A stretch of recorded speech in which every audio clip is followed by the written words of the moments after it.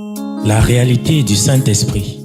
Le Saint-Esprit de Dieu est peu connu par les chrétiens parce que plusieurs ne l'ont pas encore revêtu et même pour ceux qui l'ont revêtu, il demeure un mystère. La lecture de ce livre vous permettra de le revêtir, de connaître son langage et de découvrir les mystères cachés de sa personne. Pour tout contact, appelez au plus 237 678 78 16 21 plus 237 242 0020 09 et il deviendra pour vous une réalité. La réalité du Saint-Esprit, un livre écrit par le révérend pasteur Caleb Ngwa à Tangana.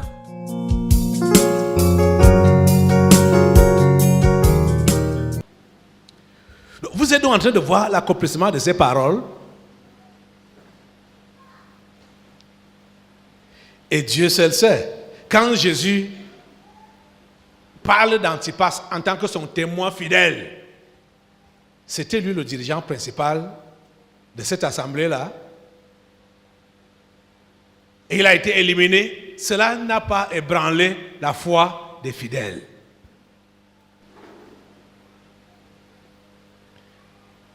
Vous comprenez ça? Cela n'a pas ébranlé leur foi. Parce que je sais que plusieurs sont là. Ils sont encore là. Parce que le pasteur Caleb est là. Et plusieurs, quand ils prient même, ce n'est même pas pour le réveil que le pasteur soit utilisé pour réveiller, sauver les autres. C'est pour eux-mêmes. Il ne faut pas que cet homme, il ne faut pas qu'il nous quitte maintenant là. S'il part là maintenant, on va devenir quoi? Ce n'est même pas pour le salut des autres, c'est pour leur intérêt personnel.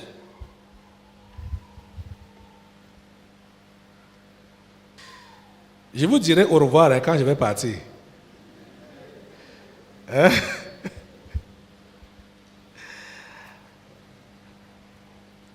C'est la vérité, hein? Donc, ne faites pas... Je ne sais pas comment... Est-ce que c'est même des prières? Bon, ne vous faites pas de soucis. Ne vous faites pas de soucis. Vous comprenez, non? Mon départ ne pourra jamais me surprendre. Jamais. Ok. Ok. C'est quoi là-bas? Hein? Moi, je sais. C'est comment? J'entends quelqu'un rire avec les pleurs mélangées. Comme ça? C'est quoi?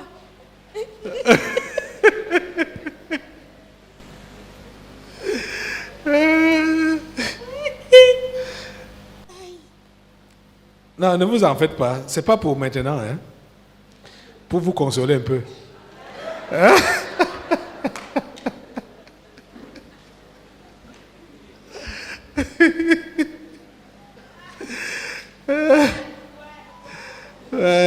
Seigneur. Tu es qui? Tu fais des mauvaises choses. Tu comprends? Non? Qui es-tu? Tu ignores qui je suis. Non. Qui es-tu? Je suis l'investissement. Va d'abord en cage. Laisse la femme là suivre le message. Allez, allez, va en cage.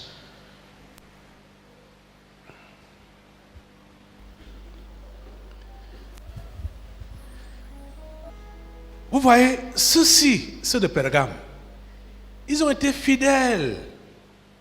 Ils ont été fidèles. Et malgré leur fidélité, ils ont été ouverts à quelque chose. C'est-à-dire à une ruse du diable que Jésus reproche.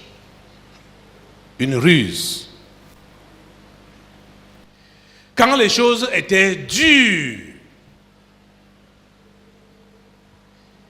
ils n'ont pas abandonné la foi. Ils se sont accrochés à Jésus.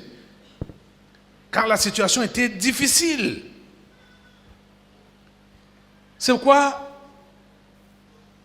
si vous voyez Dieu faire perdurer certaines situations difficiles dans votre vie, c'est pour vous maintenir dans la foi. Retenez ça très bien. Quand vous voyez Dieu, je vais le redire, quand vous voyez Dieu, laissez certaines situations perdurer, je veux dire des situations négatives, perdurer dans votre vie, c'est pour vous maintenir dans la foi qu'il le fait. Vous comprenez ça? Donc, n'ayez pas souvent l'habitude de vite demander la délivrance. Seigneur, délivre-moi de cette situation, délivre-moi de cette pauvreté, délivre-moi de cette maladie, délivre-moi de ceci. Seigneur, fais vite, fais vite, fais vite, fais vite. Non. Parfois, il laisse perdurer certaines situations dans votre vie pour vous maintenir dans la foi. Quand cette église a connu des problèmes de persécution, jusqu'à ce que leur dirigeant a été tué, les fidèles étaient restés fermes dans la foi. Ils n'ont pas renié le nom de Jésus. Ils étaient plutôt solides dans la foi. Mais quand il y a eu un peu d'accalmie, quand il y a eu un peu d'accalmie, un peu de calme, c'est là qu'il y a également eu le relâchement. Vous êtes en train de comprendre ça? Ceux parmi vous là, qui êtes, Dieu sait que vous êtes fragile dans votre chrétienté, il est préférable qu'il vous maintienne dans des situations difficiles pour que vous ayez toujours le courage de prier et de s'attendre à lui. Mais dès que vous êtes dégagé de toutes parts là, hey, vive la liberté, vous voyez, vous allez être disposé à recevoir n'importe quoi et à faire n'importe quoi. C'est quand Antipas avait été assassiné que ces gens devaient se relâcher dans leur foi. Mais ça n'a pas été le cas. Et quand ce temps-là est passé, c'est là qu'ils sont donc en train maintenant ils ont commencé à développer, on peut appeler ça comment? Une certaine curiosité de connaître les profondeurs spirituelles, de connaître certaines vérités des enseignements. Ils ont oublié l'essentiel. Ils ont oublié d'où ils sortaient. Ils ont oublié tout ça. Vous voyez ça? Et c'est ça donc que Jésus reproche ici. Quand il dit, mais j'ai quelque chose contre toi, c'est que tu as là des gens attachés à la doctrine de Balaam. Voilà donc la chose. Il précise bien, tu as là des gens. Ils étaient au sein de l'assemblée, au sein de l'église. Fort heureusement que ce n'était pas toute l'église, mais c'était des gens, certains individus qui étaient attachés à la doctrine de Balaam. Ce que j'ai contre toi. Pourquoi Jésus dit que j'ai quelque chose contre toi, église? C'est parce que l'église voyait ces gens attachés à la doctrine de Balaam et l'église n'a rien fait. Ceux-là continuent à évoluer là comme frères et sœurs, machin, tout ça là. Pourtant, ils avaient déjà une vie, une moralité chrétienne dissolue.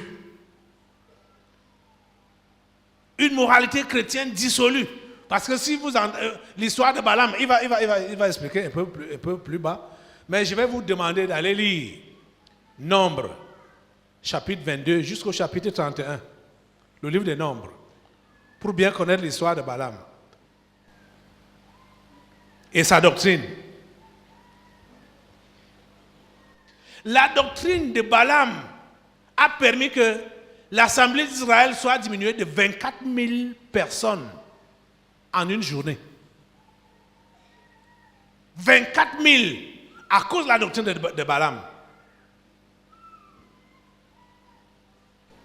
Vous comprenez ça? Israël a perdu les gens.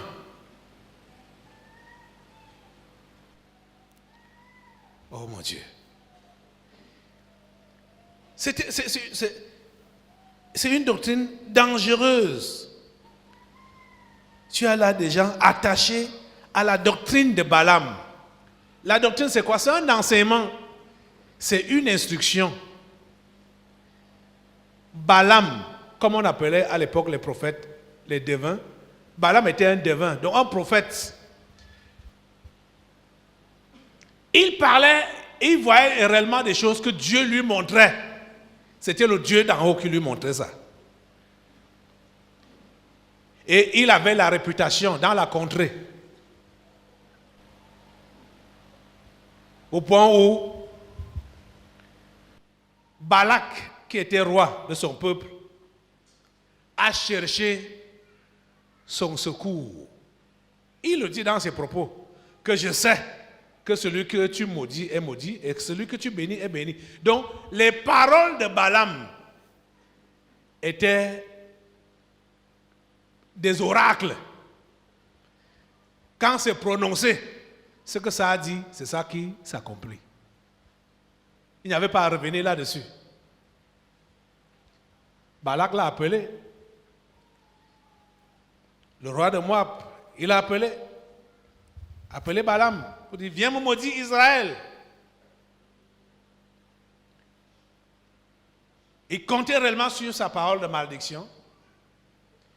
Et il a promis lui donner beaucoup d'honneur, beaucoup de richesses, beaucoup d'argent. Balaam qui prétendait de bouche, qui ne voulait pas de l'argent de Balak, a désobéi à Dieu en allant à l'invitation que Balak lui avait adressée. Alors que Dieu lui avait dit, n'y va pas. Il est pourtant allé. Sur le chemin, c'est l'âne qui avait maintenant la vision et le prophète était devenu aveugle. L'âne a sauvé la vie de cet homme à 3 reprises sur le chemin. Mais ce monsieur a commencé à considérer que l'âne était têtu. Comment c'est que la nature de l'âne, c'est la têtutesse? Je vais te dire une chose. Quand tu es aveugle, ou quand tu es devenu aveugle, spirituellement parlant, Dieu va utiliser des situations bêtes qui vont te résister pour te ramener à la raison.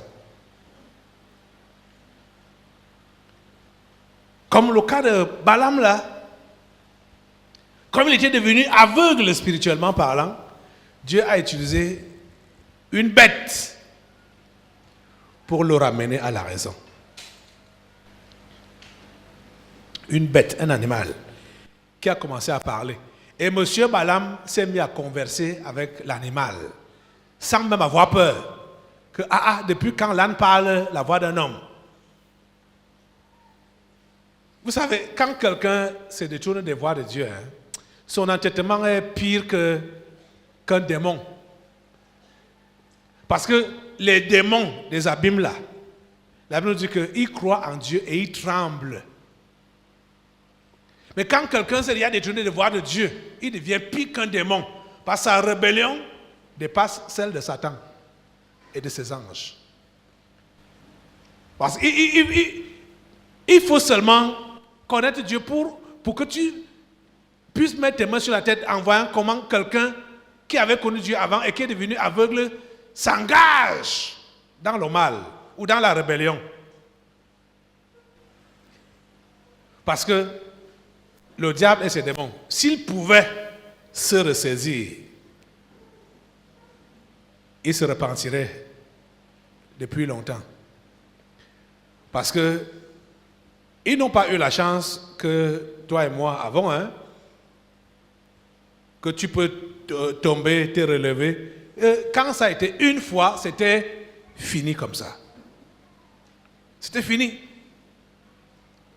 Et comme Dieu ne revient pas sur ces mots, quand ils vont dire aujourd'hui pardon, pardon, pardon, c'est fini.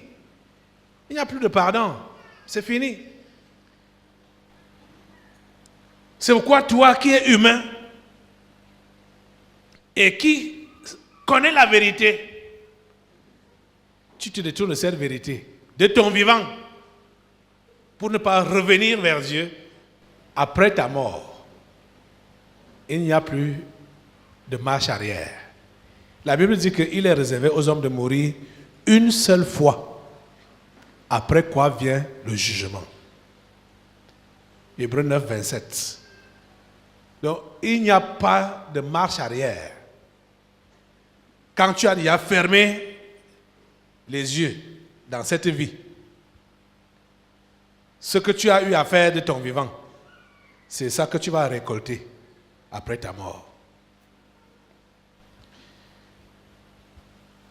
La désobéissance à Dieu, ce n'est pas une bonne chose.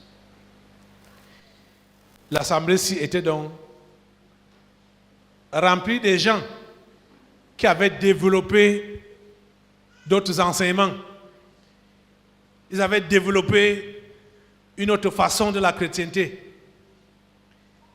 Et c'est l'enseignement de Balaam qu'ils enseignaient. Mais vous voyez que c'est un autre élément. Il ne s'appelait pas Balaam, mais il s'appelait Nicolas, qui avait donc commencé à enseigner comme Balaam avait enseigné à Balak.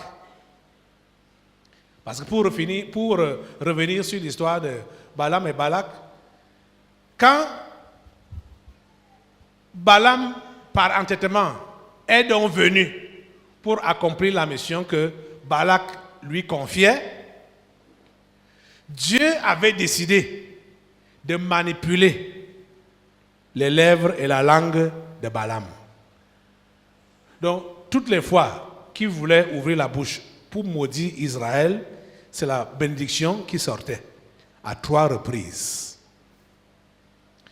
Comme il a vu que ça n'a pas marché, et il savait que ça n'allait pas marcher, il a donné un autre conseil en privé. Là, c'était plus public. Il a donné un autre conseil en privé à Balak pour lui dire, ces gens, pour les avoir, il faut qu'ils enfreignent la loi de leur Dieu. Tu ne peux pas les avoir autrement. Si tu veux les avoir, il faut qu'ils soient en désaccord avec leur Dieu. Tu comprends ça? Ouvre bien tes oreilles. Si tu es enfant de Dieu, pour que le diable puisse t'avoir, il faut que tu sois en désaccord avec ton Dieu. Aussi longtemps que tu restes en accord avec ton Dieu, qu'il fomente n'importe quoi, qu'ils aillent, je ne sais pas sur quelle planète, faire des incantations, des invocations contre toi, ça ne va jamais marcher. Il ne peut t'avoir que quand tu es en désaccord avec ton Dieu. Et vous savez ce qu'on appelle le désaccord avec Dieu? C'est quoi? Le péché. Le péché. Quand tu es en désaccord avec Dieu, ça veut dire que tu vis une vie de péché. C'est le conseil que Balaam a donc donné à Balak. Donc voilà, pour que vous puissiez les avoir, même sans guerre, il faut qu'ils soient en désaccord avec leur Dieu. Et ce que tu vas donc faire, leur Dieu a dit qu'ils ne doivent pas faire des mariages mixtes. C'est-à-dire, ils ne doivent pas épouser les filles d'autres peuples. Donc ce que moi je vais te demander, te conseiller de faire, prépare les jolies filles de ton royaume. Envoie-les leur rendre visite. Vous comprenez? C'est le conseil que Balaam avait donné. Balak a appliqué ça. Balak a fait la collection de toutes les misses de son royaume et les a lâchées contre Israël. Elles sont venues là. Donc, dès que un juif voyait ces femmes-là passer, il dit, hey, quelle beauté! Et c'est chacun qui partait prendre, c'est chacun. Donc, l'impudicité a rempli le camp. Comme je vous ai dit tantôt, à cause de ça, sans guerre, Israël a perdu 24 000 éléments en un seul jour. Parce que Dieu était dans la colère. Et ça, c'est quelle histoire ça? Quelle histoire ça? Les mariages mixtes. S'allier avec les païens dans les liens du mariage. Mariage mixte. Comme je vous disais au début là, le diable a donc eu le temps de s'asseoir dans l'église et de changer l'église pour faire une organisation diabolique, maléfique, qu'on a appelé le catholicisme. C'est une organisation maléfique, ce qu'on appelle le catholicisme là, je vous assure. Vous savez que c'est des gens, oh mon Dieu, ils ont mis leur doctrine sur pied, je ne sais pas de quel livre ils se sont inspirés. Et vous allez voir tout ce qu'ils font. Ça ne concorde pas avec les Saintes Écritures, la Bible. Vous savez là-bas que tu es catholique, tu peux te marier à n'importe qui. C'est ça, non? C'est eux qui ont instauré cette histoire-là. Tu peux te marier à un païen, tu peux te marier à un protestant, à un sorcier, à n'importe qui. C'est la doctrine de Balaam. Vous comprenez? Et cette doctrine-là a été instaurée par Nicolas dans l'église de Pergame. Donc, quand les chrétiens, ceux-là qui étaient à l'âge de se marier, quand bien même ils ne trouvent pas une sœur à l'église ou un frère à l'église, Nicolas leur disait que, bon, pour faire grandir l'église, va prendre le païen là, il va devenir membre de l'église en même temps. Donc ils ont donc commencé à faire donc, des alliances comme ça là, avec des mondains, des mariages mixtes avec les mondains, avec les païens. Et cette doctrine accourt jusqu'aujourd'hui. Jusqu'au jour d'aujourd'hui. Où vous allez voir ces soi-disant églises réveillées qui conseillent à leurs gens que si vous avez même un copain là-bas dehors, amenez-le seulement à l'église. Amenez-le seulement à l'église. On vous bénit. Vous allez continuer votre vie ensemble. Le mariage, c'est le mariage. Dieu est un Dieu d'amour. Vous voyez? Je vous dis que ça court aujourd'hui, ces doctrines. Il n'y a aucune discipline en ce qui concerne le mariage. Il n'y a aucune règle biblique en ce qui concerne le mariage. Or, Dieu a été assez clair dans ce domaine-là. Dieu n'a jamais voulu le mélange entre son peuple et d'autres peuples. Quand il insiste à dire à Israël que je ne te veux pas dans des mariages mixtes, c'est parce que Dieu savait ce qui s'était passé dans Genèse 6.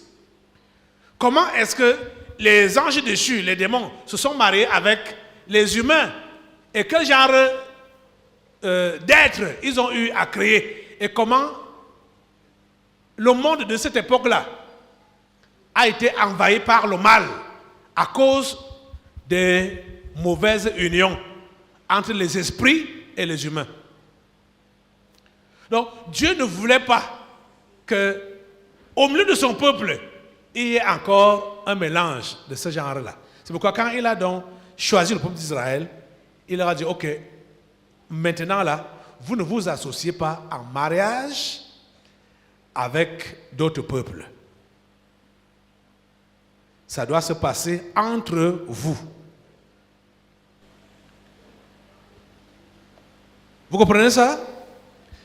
Et Dieu l'a dit parce qu'il savait ce que le diable faisait. Le diable imite seulement ce que Dieu fait. Hein?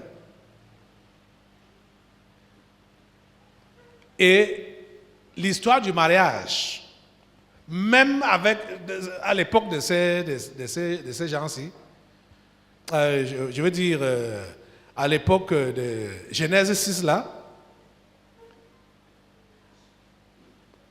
on suivait encore le modèle de la création. Peut-être ce n'est que vous aujourd'hui qui ignorez cela, que ce n'est pas la femme qui va vers l'homme pour dire je vais t'épouser. C'est l'homme qui va vers la femme pour dire je vais t'épouser. C'est ça, non?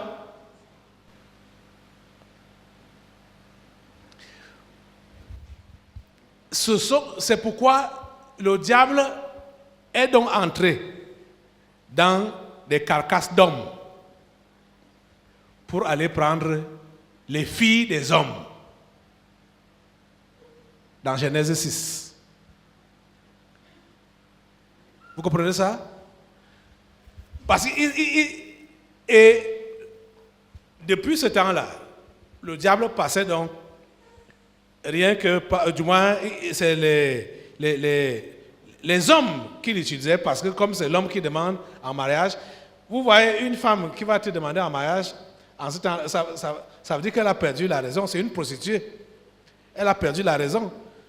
Donc ce n'est même pas, ça ne peut pas être une bonne femme qui vient te demander en mariage. Donc le diable aussi utilisait donc les méthodes qui étaient, je dirais, naturelles, établies par Dieu. C'est pourquoi vous allez voir, quand vous allez lire l'histoire là, vous allez voir que Israël, quand il faisait ses conquêtes, si Dieu n'a pas demandé qu'ils doivent tout vouer par interdit, ils vont tuer tous les hommes, ils vont tuer tous les garçons, ils vont tuer toutes les femmes qui ont connu l'homme et vont seulement rester avec les filles vierges. Parce que à l'époque, le diable n'avait pas encore compris qu'il fallait qu'il utilise aussi les femmes pour les habiter comme les sirènes aujourd'hui. Parce qu'aujourd'hui, on a les sirènes, les Mami Wata. Les femmes qui sont utilisées directement par le diable pour servir à sa cause sur cette terre. À l'époque, ce n'était pas encore comme ça. Vous voyez? Je ne sais pas depuis quand il a eu cette intelligence-là de s'incarner aussi dans les femmes. Mais il s'incarnait d'abord, premièrement, dans les hommes pour aller chercher les filles des hommes.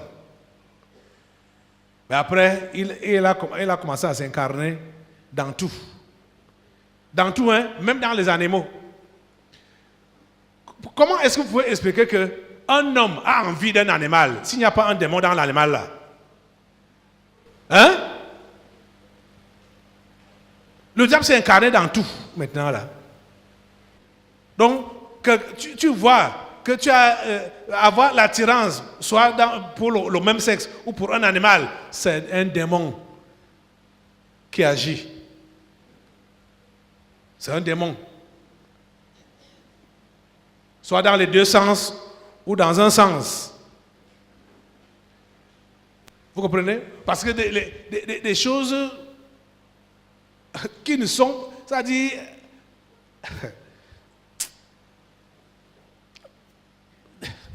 Comment on dit ça? Les choses contre nature, voilà. Les choses contre nature ne relèvent que du domaine démoniaque. Quand quelque chose est contre nature, que la nature même a horreur de ça, comprenez que ce sont les démons qui sont derrière. C'est tout. Vous comprenez ça? Voilà donc la doctrine de Balaam qui a été appliquée à l'époque de Moïse et dans l'église de Pergame. Cette doctrine a commencé à avoir cours. Depuis ce temps-là, et ça n'a pas cessé jusqu'à aujourd'hui. Où maintenant, on va voir des gens qui ont leur tendance, leur compréhension du mariage, ne voient pas de problème entre le mariage, ne voient pas de problème dans un mariage entre un chrétien et un non-croyant, entre les différentes religions. Tu peux être dans telle religion, épouser dans telle autre religion. Vous savez que même au niveau de l'islam, qui, à point de vue religion, l'islam est comme la religion en apparence la plus rigoureuse. Mais ça n'empêche pas que quand un musulman veut se marier, il puisse même aller prendre, soi-disant, une chrétienne. Quand c'est une catholique, protestant ou n'importe quoi. Parce qu'il sait d'office qu'elle va se convertir à l'islam. L'histoire là est courante là-bas à Obala. Vous allez voir les bonnes dames habillées comme ça, comment on appelle leur habillement,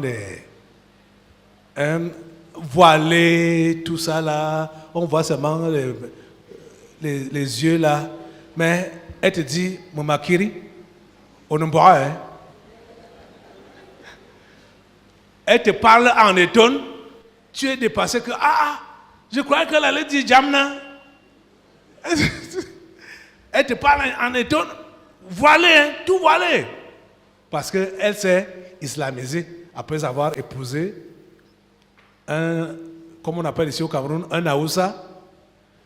C'est courant. Donc vous voyez que dans toutes les religions, ça se pratique.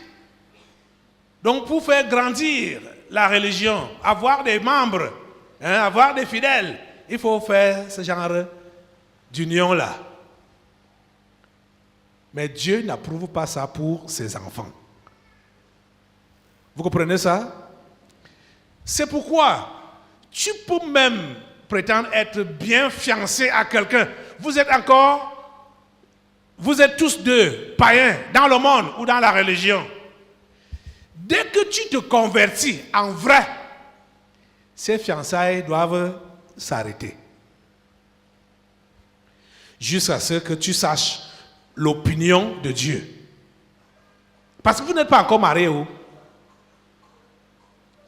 Vous n'êtes pas marié. Si vous êtes marié et quelqu'un des deux se convertit, la Bible dit clairement que tu ne vas pas chasser le non-croyant. Mais si le non-croyant veut partir, il n'a qu'à partir. Toi qui as cru, tu n'es pas lié dans ce cas-là. Mais si vous dites que vous êtes fiancé, vous n'êtes pas encore marié, rien ne vous lie.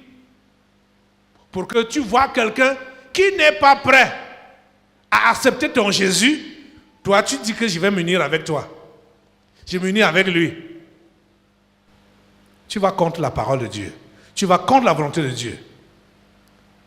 Et je peux te dire que si tu persistes et tu dis, ok, comme on est ensemble, on a fait tant d'années ensemble, on a tant d'enfants ensemble, machin, bon, c'est mon mari, tu vas convertir, forcer là pour dire que tu vas te marier, toi-même, tu vas confirmer. Tu vas confirmer. Et je ne suis pas sûr que tu pourras réellement voir le ciel dans une telle désobéissance. Le mariage, ce n'est que pour la terre.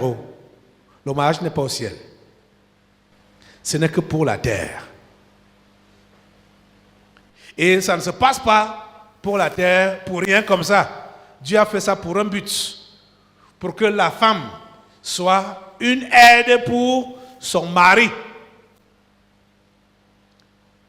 Toi qui es donc femme,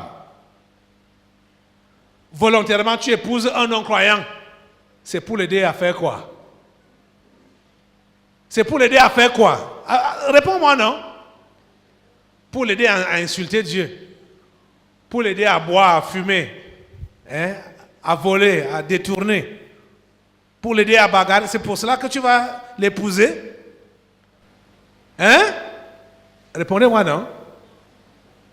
Et l'histoire là me dépasse. Que dans l'église chrétienne, même les petits-enfants ne comprennent pas la leçon. Et en partie, je me dis que les parents sont responsables. Les parents sont responsables pour la délinquance des jeunes enfants. Et je parle des enfants chrétiens. Les parents sont responsables. C'est la faute des parents. Parce que l'enfant que tu élèves, si tu es chrétien, tu dois réellement l'élever dans les voies de Dieu. Ne me dis pas qu'il m'a dépassé, il a fait ceci, il a fait cela. Ça, c'est que l'histoire, ça. La réalité du Saint-Esprit. Le Saint-Esprit de Dieu est peu connu par les chrétiens parce que plusieurs ne l'ont pas encore revêtu et même pour ceux qui l'ont revêtu, il demeure un mystère. La lecture de ce livre vous permettra de le revêtir, de connaître son langage et de découvrir les mystères cachés de sa personne. Pour tout contact, appelez au plus 237 678 78 16 21 plus 237 242 0020 09 et il deviendra pour vous une réalité. La réalité du Saint-Esprit, un livre écrit par le révérend pasteur Caleb Ngwa à Tangana.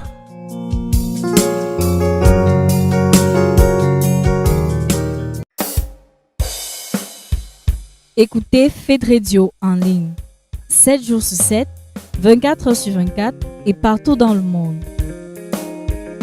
Au travers de votre site web www.na-ministries.org. À droite, cliquez sur le bouton Play du lecteur et accédez au programme de Fed Radio en ligne.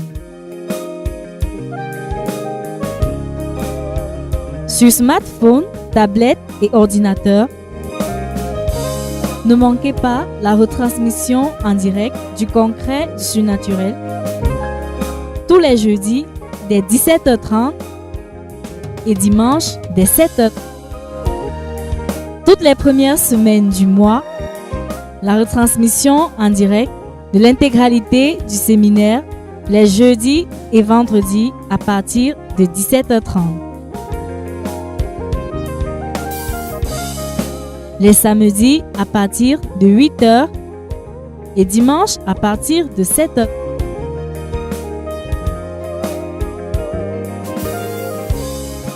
Pour plus d'informations, contactez-nous sur Twitter à l'adresse www.ngwatanganaf.com, sur Instagram à l'adresse www.ngwatanganaf.com. Appelez-nous au numéro de téléphone plus 237 678 78 16 21 plus 237 222 31 03 24. Écrivez-nous à l'adresse mpcaftl@gmail.com. Sur Facebook, nous sommes disponibles à l'adresse Seul Jésus-Christ mène à Dieu. Pour plus de vidéos, connectez-vous à notre chaîne YouTube Ngwa Atangana Ministries /Monde pour Christ A.F.TV.